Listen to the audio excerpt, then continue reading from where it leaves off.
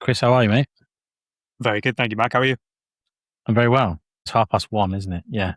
On a Tuesday, I'm getting to have a conversation with you, so it could be worse. Nobody gets to listen to like the pre-call conversation where we're like, it's one of them days where it's really busy. It's a really busy day, but here we are having an hour together. I had a chat with um Ashley the other week, and I was like, who should I get on? He's like, you need to get Chris on. Chris is great. I was like, okay, cool. So here we are. I need you to introduce yourself, mate, in a way that maybe you haven't introduced yourself before. I wasn't expecting you put me on the spot here. That's the So idea, mate. yeah, I think the best way of introducing me without sounding horrendously like egotistical and arrogant is someone that has spent the last 8 years in and out of numerous different businesses. I started off in property, made my way into social media marketing, and now have a software slash consulting business that has kind of grown accidentally and now is growing on purpose. I think is probably Okay. the best way. And so I spend my life basically helping people fix problems that are actually really simple, but they complicate because of everything else that's going on out there. So from a marketing sales point of view, it's all about simplifying what most people like to charge huge amounts of money for to make it seem more complicated than it is. Love that. That is the strapline that's going to carry us through this conversation, I think, mate. The simplification of things that people purposely overcomplicate, which is, I've seen myself. What I picked up from that is you've done many things. You followed a pathway of like bit of property, agency world, software slash consultancy. How long have you been doing that for? Like, when did that start? The software and consultancy was bred out of the agency, to be fair. So that's been 4 and a bit years. Okay. Last couple of years, it's been more prominent of my kind of like where I've actually gone, do you know what, this could actually really be something. Whereas before, I was just a bit bored after I left my agency, really. And so I was like, what do? I'll just help people. I'll just consult and charge a fee for it. Uh-huh. And then from there, it's kind of after raising some money and it turning into a proper platform, it's been the primary focus for the last couple of years. So when did you start in the whole entrepreneurial world? Like, when was like day one for you? Day one back in 2017, 2018-ish, in between there, like it was like Christmas time. So for those people that like have been into the property education world, you get charged an awful lot of money to basically learn a skill that's actually a lot more simpler than people realize. And I got roped into that. I was very, very naive and new, wanted to get into property, but never really knew how. So I got hit with a load of Facebook ads, turned up to a free event, got sold the dream. And to be fair, ended up living that dream. To be fair to the company, they actually put me we did relatively well, me and a business partner that I met at one of those networking events. And from there, we had an Airbnb business. So it was service accommodation and Airbnb before it really took off. And we went from nothing to 70 odd houses under management. And I guess the kind of segue into kind of like marketing for me was that I remember watching like a Gary Vaynerchuk video, I think it was like one of the Gary V videos, which was like, you got to document your journey, man. You got to make sure you do it. And I'm like, I literally just went, do you know what? Fine. I'll take that advice. And I did. I documented that property journey from there. And I built a brand for myself, which was accidental. Like it just took off. And at that point, then I became a bit of a poster boy for this property training company. And that then helped the property business grow and grow. And it ended up being this big snowball effect. But yeah, it all started from a 3-day property networking event where I met my business partner. And then from there, it took off. Nice. There's lots to unpack that I'm going to enjoy. Oh, how did you in fact, I'm going to ask this a different way. Who were you before the property networking event and who are you now? And like, what's the obvious difference between both? I think who was I before? I was before quite naive and uneducated, probably say more than anything. So very rookie. I was motivated. I was one of those people. I still am, actually. That's not changed. I'm one of those people which knew I was built for something, but didn't know what. So I was like, I know I'm meant for more than just a normal customer services role that I was in at the time.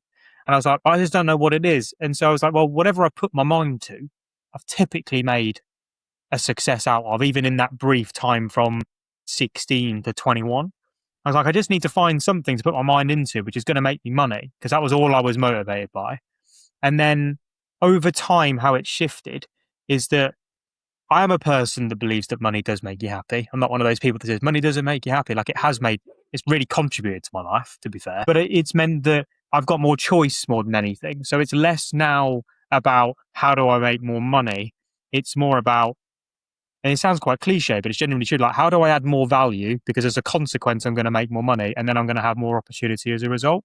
And so upskilling myself and being just a constant learner has been the biggest difference. I've gone from being unskilled and unexperienced to being relatively skilled and now a much better communicator of my experience. And so that has basically been the journey over the last 8 years. And I would say though that's kind of the difference, I'd say, from beginning to now. Yeah. Nice. You think there's this, everyone I speak to, myself included, gets into this world, there's always this like, I should be doing more. And there's like this pain like in your chest constantly of like, I should be doing more. But then my experience, there's a lot of fear that stops you. Like when I joined the army at a young age and then went through the whole like being in the army and coming out, I knew I should be doing business. But like it took me 10 years to grow a pair of balls and like actually do something. Wow. And the first venture was a horrendous flop. And then the next few were smaller, but still flops. And then eventually kind of it went from there. But for you, can you remember like the moment of, I need to just fucking do something now? Yeah, I think so. It was a weird story with me though. So I mean, I'll go into it. So I was watching YouTube videos before I went into property. I was watching YouTube videos of how to get into property. You know, like everyone does. They start on Google and they end up on YouTube. And I came across a video of a couple called Joe and Gary make $500,000. It was like the title of the video. And like, those names mean like quite a lot in my brain. Like I know those names. Clicked on it. It was my auntie and uncle. And I'm like, Nice. I had no idea that they were very close to them as well, but I had no idea that they were in property. It wasn't something that they like broadcasted at all. They weren't only in it, they were also coaches in it. So they were helping people for a certain education company that I didn't train with in the end. But I was like, I'm going to have a conversation with them. And then knowing the steps that they took gave me the confidence to then go and do it myself. And I then say that, but I then didn't go on my own. So like, there's this weird thing. I'm an introvert. I come across as extroverted now because of everything that I do online. But deep down, I don't leave my room very much. I'm kind of like here. I just love being here and doing my own thing. So I'm still introverted. And back then I was even more so. Didn't have any confidence at all. And so I invited one of my friends with me. I'm still friends with to this day. I was like, oh, would you mind coming to this event with me? And he is also extremely introverted. So he was like, not a chance. And I was like, look, I'm asking him. I've asked for anything from you for years. Can you come and do this? He was like, fine. So he came with me to day one. And he knew that I'd probably meet somebody there that would then make me feel more comfortable to go back. I didn't realize he had no intention of coming to day 2 and day 3. And so it was that point there, really, him coming with me was the reason. He ended up working for us and is doing different things now. But it was like, he was the reason I actually went. Because if he hadn't have gone with me, there was no way that I would have been in that room. And then there's no way I would be where I am now. So that was like the catalyst, actually.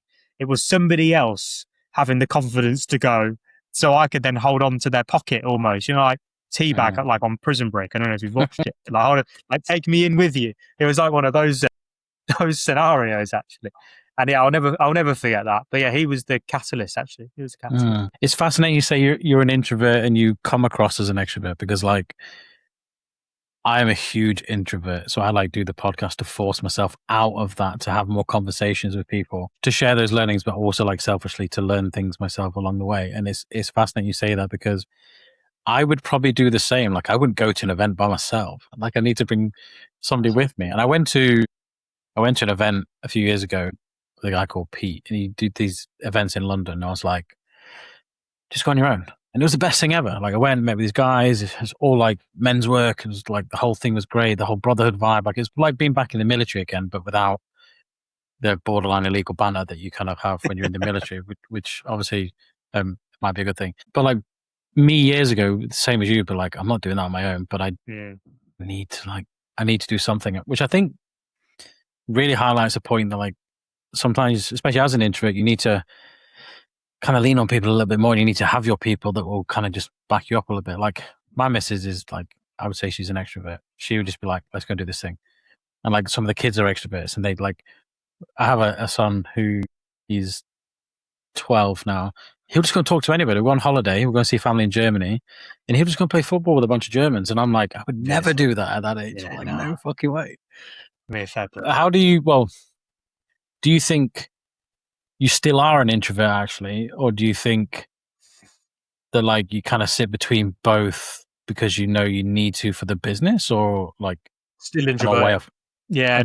no, still introverted until I'm in environments where people are talking about. So, like, if I walk into a room where people know who I am, which there's a few rooms where I would, and they do, people come and talk to me, I'm fine.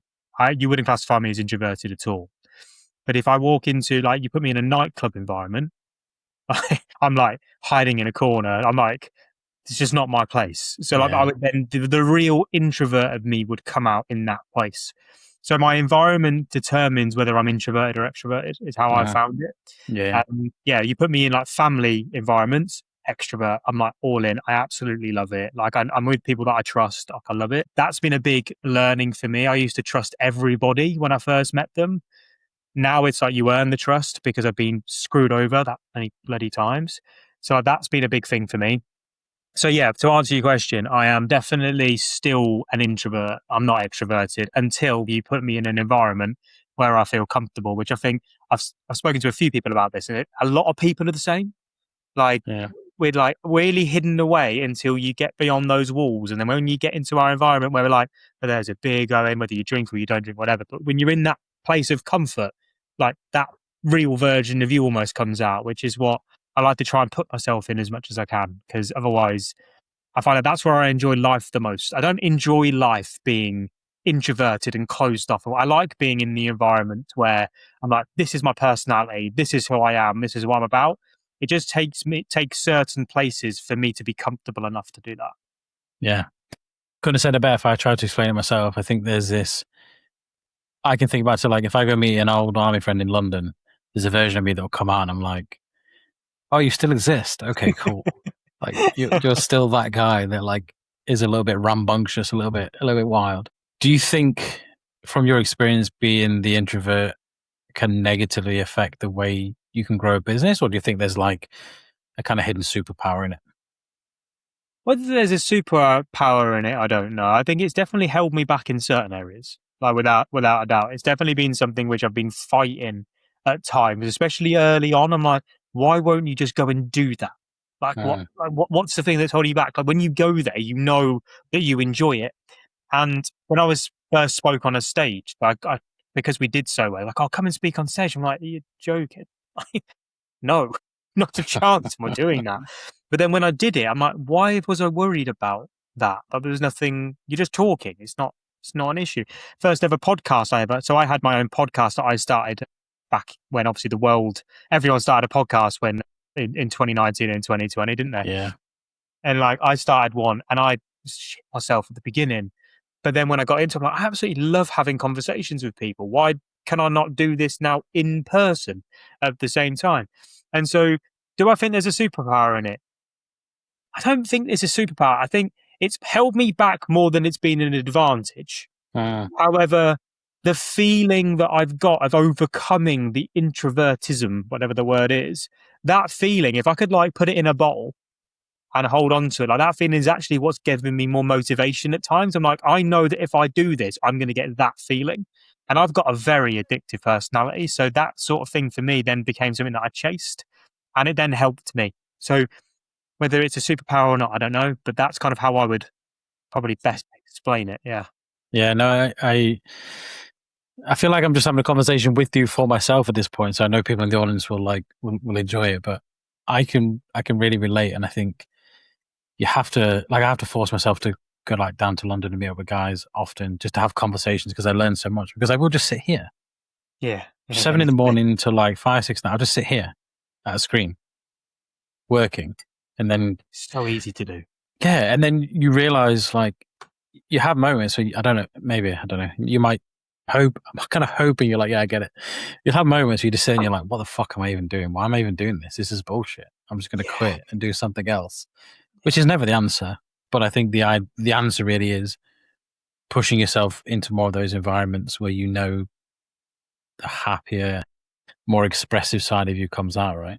I think it's like so for me, I had that very much when I was in agency world, really much. So like I was sitting there working on campaigns. I'm like having conversations with people that if you're listening to this and you're one of my customers, I really liked you. However, they were speaking to people that I just didn't like. And I'm like, I'm not really doing anything here for me. I feel like I'm at the mercy and a slave to other people. Nothing Uh, against that world. That was just how I felt. And it was like, I have to change this. This is something that I've got to change. I've got to find a way.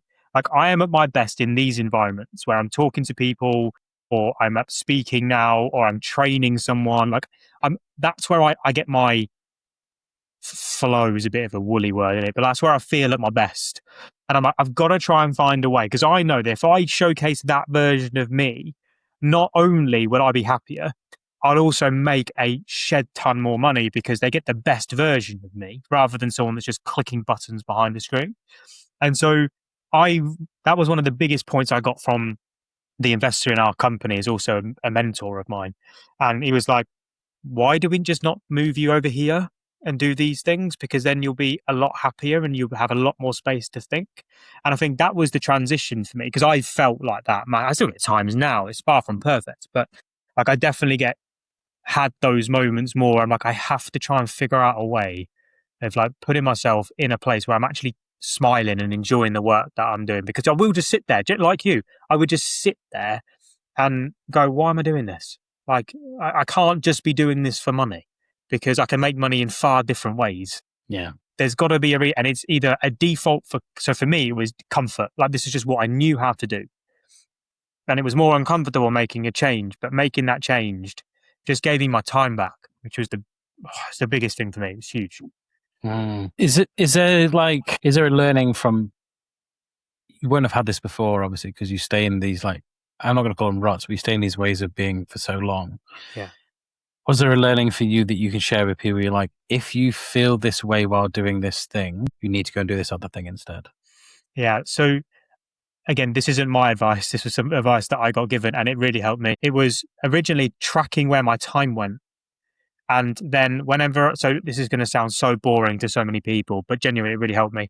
So I would note down everything that I was doing in a day. So literally everything. So if I was responding to an email, what was I doing and how did I respond to it? What was it? And this was before AI was a thing. So I had to do it all manually. But I was like almost anal with what I was tracking. And so I had a Google sheet that was just locking down. I was like, at the end of the day, I was like, how happy was I doing those things? And I would mark it out of 10 as like 2, 2, 2, 6, 1.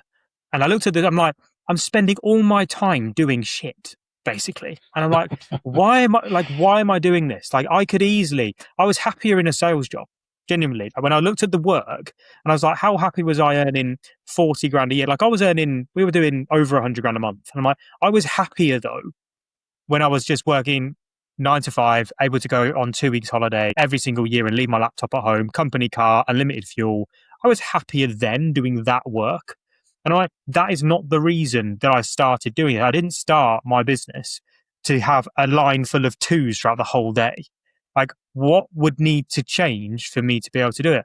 And so I realized that actually those things I could either get someone else to do. And I actually did something it was really bad. I just didn't do certain things. I just ignored them. I'm like, I'm not doing that. And if someone chases me on it, I'll do it. And actually I realized that 90% of the time, no fucking chase me for it.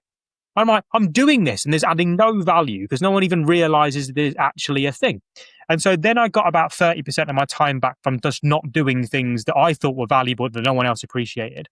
And then with the stuff that then it became to my time, I was like, can I get someone to do that in a really cheap way? Like where quality would be maintained? Because originally I went too cheap and the quality was crap. And so then I had complaints. So I had to deal with the complaints, which was then another 2 on the list, which was a pain, but you learn. And then I improved the quality. And from then I was like, well, this now works. And I can now focus my time on 6s, 7s, and 8s on that list. And lo and behold, our revenue didn't go up, but our profit did. And that for me was the biggest thing because suddenly I had people doing the jobs that I didn't want to do in a more efficient way.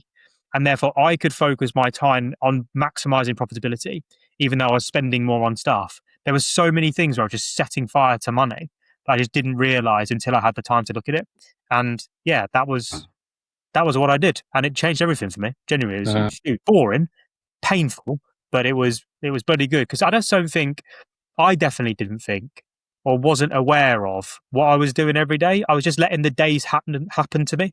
sitting down in the chair, boom, it's 5:30. Right, okay.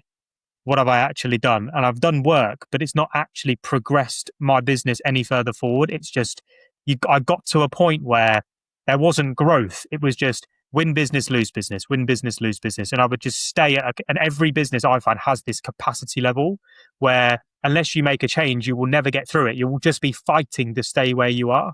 And then I'd changed my lifestyle too much where I couldn't let the business drop because my lifestyle gave me such an amount of money that I needed to make. And so, yeah, there's a lot of information there that I've just dumped on you, but that's basically kind of how I did it. It was awareness and then consciously finding solutions to get rid of stuff that I just didn't want to do anymore. I think tracking the days, like a really great content hook just came to me. I was like, you're poor because you have a day full of twos, which is like what you've been doing. It's like your whole day you're tracking it like 2, 2, 2, 2, 1, 6. Okay, that was good. 2. And then you just look and go, my day is just full of these twos. No wonder it's shit. And I can sit and think, yeah, I do that. And I'm like, I'm going to go and track it and be like, come back to you and be like, yeah, I've got a day full of twos. Like, no wonder I'm not making fucking £10 million a month. Do you know what I mean? Like in a business. But I think that's a really great lesson. And it's definitely something I would want to take away. I think the things that really interested me in what you said there was your revenue didn't get up, but your profit went up and you were paying more out, which is probably a fear for a lot of business owners with like, I don't want to hire yet another person to do this thing because then I've got to pay them more. But yeah, there comes a point where you see and we're like, yeah, I'm paying people more, but we're actually making more money, cash in the bank as a result. Was that like a blind leap of faith for you, or did you know? Yeah. So again, something that I got taught was you are also a cost to your business. And I'm like, if I put my hourly rate, what it should be, to that task, is it actually a wise decision for the company? And if you look at your overall profitability, you'd never pay someone that amount of money to do that job. So if you look at it and you remove your hourly rate from that task and you apply your hourly rate to something that's going to make you more money, it's a stupid decision spending your time on it. And the biggest problem is that when you're a business owner, and I needed this like mirror held up in front of me, like for me to realize this, like the money that you should be paying yourself, whether you are or you aren't, but your value to the business, you always put it at the least amount possible. And therefore you find yourself doing things that you just don't want to spend money on to hire. Now, you'll hear any business owner, I think, say that to be able to grow, you need to take risks. I don't think getting someone in to do it, like video editing as an example. I try to video edit for my stuff and it just takes me hours. I'm crap at it. And I've got no creative spark. My brain doesn't work in that way. But I was editing my videos. So it was bad. Plus it's taken me ages. And therefore, as a result, I'm like, well, if I just pay someone, it was like $400 initially, like a month, to just to edit the videos, to give me a YouTube video and some shorts. Like just doing that, it was better quality. I was doing it anyway, so it's better quality. It's cost me $400, but I'm just then going to go and make 1,000. And I think the issue that most people have had that I've worked with and had the conversations with is that they don't back themselves to, if they were going to put their time away from that task, if they were to put that into, let's go make some more money, they don't back themselves to be able to earn the money. And so rather than actually becoming uncomfortable and making that change, they stay comfortable in the stuff they know how to do and then just blame the fact that, do you know what, I haven't got the time to grow. And I'm like, it's not an excuse if you want to. You either do or you don't. If you don't, carry on doing it. If you do, you need to change. It's like there's no other answer. And the quicker I realized that, the quicker it changed and I got my life back, pretty much. Yeah, no, I can see that. There's something I've always recognized, like in myself and in others that I speak to, is there's always this fear or lack of belief in your own ability to grow the business, which is why you then busy yourself with the shit work and the twos. Because you're like, I need to do it. And I catch myself doing it sometimes. It's only yesterday I was like, why am I doing this? Pay somebody to do this. This is their job. Yeah. Make sure they're doing it. And if they're not doing it, I always say, if you don't have the skill, what would you do? And like the thing is that when we're like, especially in this industry, we know how to do the things that we need to do. And so we just go, well, I'll just do it because it's easier and quicker if I do it. And we don't think that there's someone out there that can do it better than us, or we're just not willing to go and find them or pay them the amount that we need to. Yeah. And so, yeah, that was like my biggest thing. It's just realizing it is the hardest step. Yeah. And having a little bit of faith, I think, and having a bit of evidence that you could do it. Like one of the big things for me doing what I've been doing for the last 5 years was I knew that I needed to like run ads for my business. Just knew it. I knew for years that I needed to run ads. I was like, this is going to be the best way to get people to stick their hand up and say, I like what you've got. Let's have a conversation. And I spent years not doing it. And then this year I did it. And I was like, I'm now making 3 times the amount that I've ever made anywhere else. And I'm actually not terrible at sales. And I have a good product. And we keep people for like years on end. Okay, cool. So the evidence is there now. So I'm like, I'm going to hire fucking people everywhere to go and do the thing. And now I have other challenges that like, hit the same thing. And I'm like, okay, I need to overcome that one now and figure out what that is. But it always comes back to the same thing of like, there's a level of fear that like is either conscious or unconscious, but there's a level of fear that stops you doing what you probably already know you need to do, right? Yeah.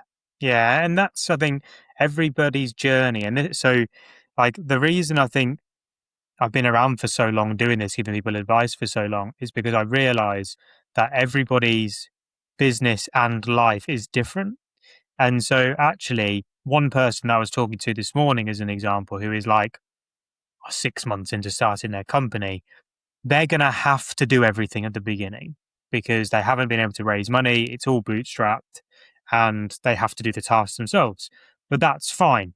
However, we're going to process it right from the beginning. So eventually, the moment we get her second, third, fourth, fifth sale over the line, we're going to look at it and we're going to go, right, we already know where we're going to recruit the person from. Let's go get them doing it. So then you can focus your time into, she's going to run webinars to do it in a similar way that I do. And it's like, we can focus the time on the marketing and actually the selling from the webinar to then create a better product and deliver it better. So like every business is different. What she wants is different. And it's just realizing if you looked at people talk about the ideal day. I've heard that before and I really like it. Like if you look at your ideal day, where would your time be spent? And I realize if I'm talking to people every single second of the day, my day goes really quickly. I love it. I love my life. I make more money. It's amazing. And so I look at my calendar for the next 4 days after today's session. I've got 10 hours of calls booked in with people. I've got my customer delivery to do. And I look at it and all I'm doing is just talking to people. And I'm like, perfect. That's my day. But next week I might go, I don't really want to talk to anyone. So I just block the week out. But because I've done enough work this week, I can. So it's just balancing it off with how you feel and realizing that I find my time is more valuable than the money that I can earn now. So I build my diary around what's going on in my life. So by getting this podcast in, it's got a window. We found that gap in both of our diaries to be able to line it up. But I've got a baby on the way soon. And so like next week, the week after, that's 6 weeks blocked. Like I am not here, like leave me alone sort of thing.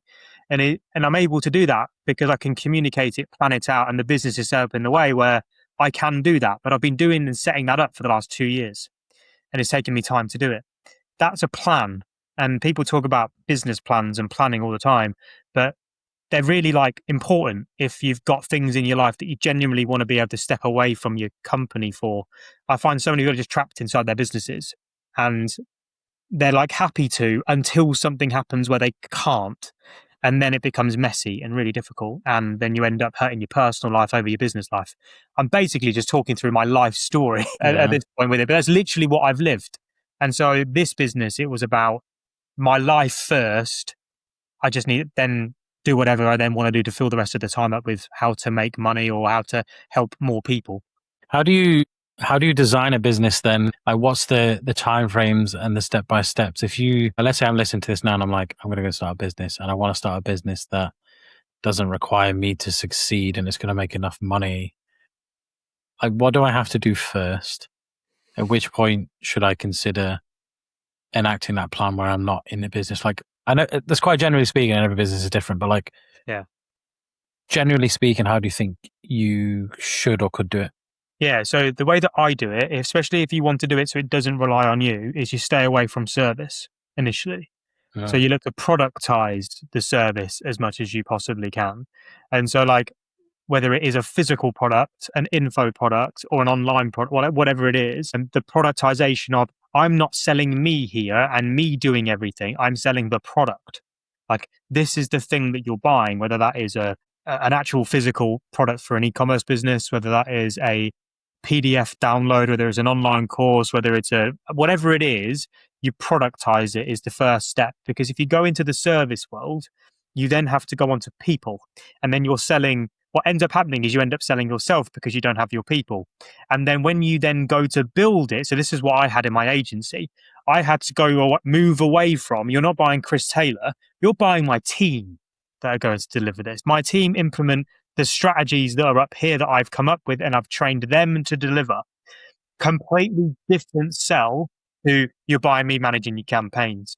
And so like the first bit is figuring out that if you're going to go down service, actually from day one, it's not buying me, it's buying actually the way that we do things as a company. And the language you use is extremely important, because if your customers know that from day one, it allows you to transition out. So I had to burn through all of the customers that bought me initially. So they initially bought into me doing everything.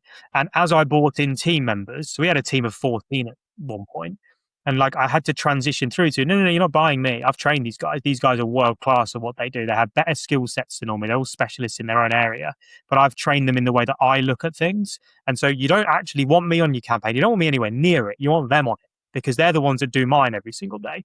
And so like service-based business, it's build the team or the process that you would be happy running on your own business. Because if that works, then you then go, well, I just use this and this works for me. So you just plug into that and it'll work for you. So that would be the starting point. Like either productize or have the thing in your mind around the way that your service is going to be delivered. It's not you, it's your way of doing things. And I think that then allows you to set up. From there, it's figure out how the people that you want to sell to actually buy that sort of service. So what lots of people do is they just go and try and listen to somebody else that's already done it before them. And actually then they avoid speaking to the people that they want to sell it to. And so for me, I go and do research. So I have a research campaign. I basically blow up I look at a profile and I go and blow up their ego, making them feel like they're absolutely amazing, because the majority of the time they are awesome at what they do. So I'm like, you are awesome at what you do. I'm working on a project right now, doing a load of research for it. And I think you could add loads of value to it. Would you mind giving me 15 to 20 minutes so I can ask you some questions? 50% of the time, we get positive response. I then go and ask the questions, gather all the intel. And then at the end of the call, I go, by the way, if you ever want any information on what I'm launching off the back of this project, just let me know. Just literally tick the box and I'll send it over to you. That then allows me to build rapport and also generate a lead. And I've done that for years. That was how I did the property business. It's how I did this. I didn't know it was a thing. But all I was doing was market research. So I then found out how they bought it, and then I just matched the two and two together. I'm like, this is how you buy things. My way of things is doing better. Would you like to have a look at it? And then I just scaled that over and over and over again. I like that. I played around with like the research angle years ago when I was doing like LinkedIn, and I did it in such a way that it just was shit. Like the way I would ask and not making that person feel valued enough. And I can see that, now that I've grown and gone through it. But it is such a valuable way, isn't it? Because if somebody messages me, and I'm same as you, like you get loads of messages every day where somebody's trying to sell you some shit and you're like, go away. But if somebody comes to me and they're like, oh, I'm doing this thing, like, I don't know, this lead gen thing, I'm doing some research, and like, I see that you're really great at this, the way that you do this, I'd love to, get 20 minutes of time to pick your brain. More often than not, you're going to be like, yeah, I'll give you 20 minutes. Yeah. And then, because they make you feel valued, which is what we all love. And then if it's done right, you're like, okay, this person seems cool. And then all of a sudden they become likable and trustable. And then when they're like, oh, this is what I offer, by the way. When you think of that, you're like, I'll just go to that guy. It's like so straightforward. And like the thing for me is that also it gives you the ability to learn how to have a conversation, which I know sounds like completely backwards, but it is a skill. So like the amount of conversations, like you're very good at asking a question, like you come up with them. You've not got them written down. You're like, oh, I'm going to ask that. I'm going to ask that. I'm going to ask that. I'm going to ask that. That's a skill that podcasting gives you. It's something that you get over time. I know it because I was terrible at it when I first got started. And the more and more I did it, I'm like, I'm getting better at this. But like, when you have those conversations, especially the research ones, it's like, how can I actually get them interested in the call? And so, like, my energy, I purposefully like unraise my energy. I'm like, how can I get to a point where like they feel excited on that call to talk to me about what they've done and how they've done it and where they've got to? Because if I shift the energy, I'm now getting into quite technical stuff, but if I shift the energy, they remember it, because that emotional change is something that triggers everything in our body to go, I really like that person. They're decent. And then from there, I have a much better chance when I follow up to go, I had a great conversation with Mac or Chris like the other day. Oh, great. I'll happily have another one with them, because you give them a better feeling. Whereas sometimes when you go onto a call, and I've done it, you don't do that. And then you end up going, okay, fine. And then you part ways and then you never speak again. So I found like the energy and the way that you're on it when you first interact with someone is like so important. That's been a big thing for me as well. Yeah, big thing. I think it's quite difficult when you're like the introvert that's sitting in the office and you're like, because I did the whole LinkedIn thing and I was like, here's this great strategy. I'm just going to connect with people and voice note all of them. And by like the 15th voice note, you're like the energy's gone. Yep. You're just done. Yeah. Like the first couple, you probably stood up and you're rocking on your feet and you took a few deep breaths and you're like, you recite the script that you've got and it goes well. Then by then you're like, I'm fucking sick of this shit now. This is like, so it takes some practice. It takes an element of discipline, isn't it? An element of discipline. But I always used to find having somebody that I could bounce off of as well. So like I had my mentor that was like, I'd have a conversation with after I've done a little bit of prospecting or research or outreach. I also kind of just had the copy and paste message that I sent out to people. I found that people responded to the words pretty well. And it was making sure that when I showed up on a conversation, I'm like, I really want to have this conversation with you. And having that mentality, which I think lots of people forget. Like when you enter a call, if someone is like, can't be asked to speak with me, you kind of feel it. I've cold called people before, and like that feeling of they don't want to be on the phone, you know it. And that's just on a phone. On a video call, it's even more power. Like it even comes across even more. So you've got to come across as like just you, but that the version of you that your mates like, the person of you where it's like your personality is there. And that's, again, it's a skill. It's not something that naturally comes. It's something you got to practice. But doing it then made every conversation better for me and easier, because I got more from them. You know, when you ask a question to someone and they give you a one-word answer, like you've probably done it on podcasts before, you're like, oh God, this is dry. Yeah, that's like, a short podcast. When you've got someone that's there and actually giving it some, like it brings you back up and you're like, okay, yeah, cool, this is good, I enjoy it. I think that is something that is trained. It's not natural. It's not introvert, extrovert. It's a skill set that you learn. And I just don't think people realize it. Like you can train to be a good person in conversation. You've got to just want to. I think the experience for me, and when I look especially like sales calls I've had, which I've had lots lately, is you kind of have to find that side of you that comes out that is likable. And for me, it's like, I'll kind of take the piss and be like, I'm going to pitch to you now. I'm going to show my sexy pitch deck and you're going to love it. And if you don't love it, I'm going to be really just like, and people laugh. And then I'm like, I'm going to show you the price now. It's going to be so expensive, mate. So I just need you to like sit down or something. Like, are you ready? and then I'll show them and be like, oh, you didn't fall down, so you must be a go. Do you know what I mean? And like, you find it doesn't always work, but like you get a laugh and you build a bit. Whereas when I was doing it, I tried to like follow a script. Yeah. You know, like, oh, you know, are you good to get straight into it? And you're like, to get straight into it. And like, all right, let me ask you some quality. And it's just shit because it's not you. Like, I don't do any of that now. I just get them on a call and I'm like, right, tell me about your business.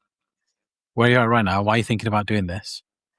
Oh, it doesn't look like you've done much of it. Why haven't you done it? Oh, it's a time thing. Got it. Yeah. Because you're doing other things. What else you focus? And then you just like, I'd probably spend like 50% of the conversation just like trying to learn about them. And I'm like, shall I pitch you the thing now that you came here for? And they're like, yeah, okay. It just works better. But that took me a lot of practice.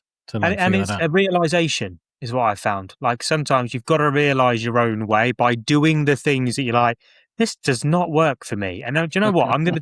I'll take little bits of it. And actually all I need to realize here is that I need to figure out what it is that they're looking for. Can I actually solve that problem? And then give them an offer that I think is fair enough. That's all I need. I don't need them to be like, oh my God, that's the best thing ever. I need them to go, that's fair enough. And as long as that feeling comes across, the deal gets done. As long as I put a deadline on the bloody the decision, I'm like, why are you putting a deadline on the decision? It's like, because you won't decide otherwise. Literally, you do it this time. Otherwise, I've got 3 others that I'm going to be speaking to that will take it. So it's just up to you. No, you don't have to say yes. It's okay. But here's the way that you do it. And so as long as I follow that, like find out what they want. Can I actually help them? Can I get them to go fair enough? Deadline. That's literally all I care about on a sales call. And it works. It works really well for me, but that doesn't work for everyone. It's just like I've realized that is my way. And then it's just slightly adapting that to your way or to anyone else's way that's doing it. I like the deadline idea. That's something I've never used and I've always been really reluctant to do, but I feel like you have to, and you have to stand on it as well, because I've had so many conversations with people where they need what you've got. You've made a great offer. You're like, look, you will get this much revenue in this time frame. I've done it hundreds of times. This is all the results I've got. This is the stupidly cheap price compared to what you could pay for it. Like, everything's great. And then you're like, I need to think about it. And you're like, no, you don't. And they'll go off and think about it. And then you spend time chasing them up. And you're like, I don't like chasing people up. I'm like, if it's not a yes now, then it's just a no. So I literally say to them on the call, I don't chase you. I don't follow you up. I'm too busy. And that's literally my go-to line every call, because I am. It's also the truth. It helps when, like I say, you're busy, right? So I look at it and I'll go, look, the only way that I work is I'm not going to ring you again. I'm not going to speak to you again unless you work with me. Here, I'm going to send you an email. It's one email. You'll get loads of them. It's one email with a link on it. You click the link by this date and time. If not, the link won't work. And if you're in, you'll then get the onboarding steps. Just email me back and then I'll manually get you set up. That's what I always say. And which is the truth. And then it's like, normally on a Friday, I'm like, look, you've got Friday until Friday at 5 p.m. No matter when they book a call in, you got until Friday. So it could be they have a call on Monday and they've got 4 days. It could be they have a call on Friday and they haven't got a day. Depends on when they book their call in. That's clear on the booking form. And I'm like, you've got until Friday at 5 p.m. They'll then go, why? I'm like, because on Saturday and Sunday, I go through and plan out your onboarding slots for the following week. And if you're not in that week, so if you can't do next week, you can't join now. You'll have to wait till next time. And like, as long as you can do that slot there, and they're like, well, okay, that makes total sense. Like, you've got an onboarding slot for next week. Like, yep, that's it. It's the only reason. And as long as I explain that and I set the expectations of that, the people that are in. And you always find then when I say it, they're like, oh, I've just got a couple more questions. I'm like, you would have thought on those questions if I hadn't have given you that deadline. Because I'm giving you that deadline, you want the answers. And it stops me having to overcome objections because there aren't any. It's like, this is what it is. This is how it works. This is your decision. Have I made any of it unclear? Actually, yes, this bit and this. Like, cool. Right, let me go through those. And it's just so simple. Like, it's just a conversation at that point because I know where I'm taking it. Now, there are some which end up people going, oh, well, that's too soon for me. I'm like, fine. Come back next time. It's okay. Yeah, no worries. It works extremely well. And again, because you've got the volume, especially if you're running ads, you've got the volume. So you have got the pick of people that you actually want to work with, as long as the targeting's right, I guess is the biggest thing. As long as you're getting the right people putting calls in, you're fine. Yeah, the targeting is always the fun part, isn't it? Because some weeks you'll have like complete shit come through. And then some weeks you have like the absolute best. And then some weeks there's a healthy mix of both. We literally had a couple of weeks last month where I'd obviously upset somebody somewhere because he just kept, I say they just kept filling out my ads with shit. Like, I can't use the language on here because I don't want to like offend anybody, but just like really shit like Gmail addresses and stuff. And you're like, and at first I was like, God, the targeting's off. And I was like, and it was actually Ashley. It's like, it's probably the same person, you know. I was like, I didn't even think about this. Yeah. So just getting the same, I think, person that I probably offended with, I don't know, the way I look or something. Yeah. And it happens. But when you've got that volume come through, you're all right. It's like, if somebody says, no, it's not for me, you're like, no worries. I've got 4 more calls booked. Yeah. Just leave it up. Nice and easy. So, see you later, pal. Take it easy. Yeah, interesting. I like that. I might have to use that and come back to you and be like, deadlines work. It's got up 60%. This is great. I want to talk a little bit about, because I'm very conscious of time, I want to talk about the personal brand side of things. You kind of alluded at the beginning that you kind of like just said, fuck it. Gary Vee told me I should do it, so I'm going to do it. 2 questions. 1, how's the experience been? And 2,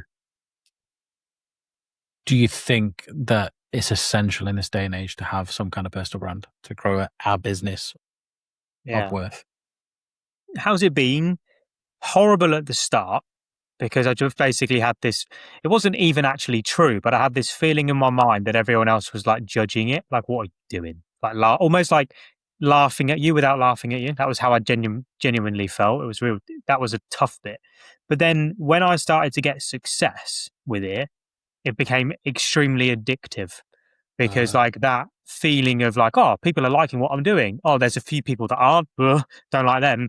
But like, there's a lot of people that are like, this is really helping me, like inspiring me, loving it. And I got, again, I love being told that I'm doing a good job. Like it's a fuel for me more than money. Like that is a thing for me. Like my wife ever tells me that I've done well today as a husband. Like it's the best day of the whole year. Like that is the day. And so I'm fueled by that. And so building the personal brand for me, it was something that changed my life. Like quite frankly, hands up, I am I am where I am because of the fact that people got to know who I was. Because when I was going to networking events and not speaking to anybody, that was because I couldn't start a conversation. Because I was posting, like I would then go to a networking event and people were like, "Oh, you're Chris, you do Airbnb." I'm like, "Yeah." I'm like, "Oh, have you ever done it?" Conversations then became easier, and it was like, okay, well, this is actually working. So therefore, I then did it more and more. I think it was less competitive then. So it was easier for me back then because no one else was talking about. I literally became like the Airbnb guy. That was like my name, and so for me, it was obvious to carry on doing it. I think in today's day and age, I think because it's harder, you feel like you're getting 100 people view it, or 10 people view it, or 50 people view it, and it happens for a prolonged period of time. You think this isn't worth the effort that actually is being put into it because the reward is very little. But I think it's now because so many people are doing it, you have to upskill. You have to get better at doing it. You have to become a better communicator. There's no shock as to why the biggest and best businesses are ran by or started by people that communicate incredibly well. That is visually, audio wise, in the written format. Because it is so important as a way of getting your message out there, if you don't continuously upskill in it, you're stuck at the low impressions and the low amount of views all the time.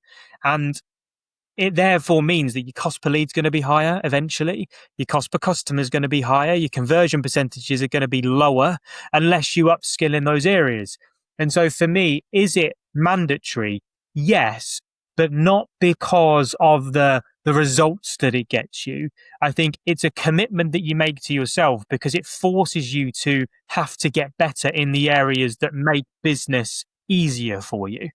And communication is the only skill really I am like upskilling every single day on. There's a reason I create every day. It's not because I have to meet my quota or metric. It's because every day that I do it, it's like doing press ups. Like every press up that I do, I get better at them. I ran the London Marathon in April. Prior to running and committing to running the marathon, I hadn't run flipping longer than 5K before.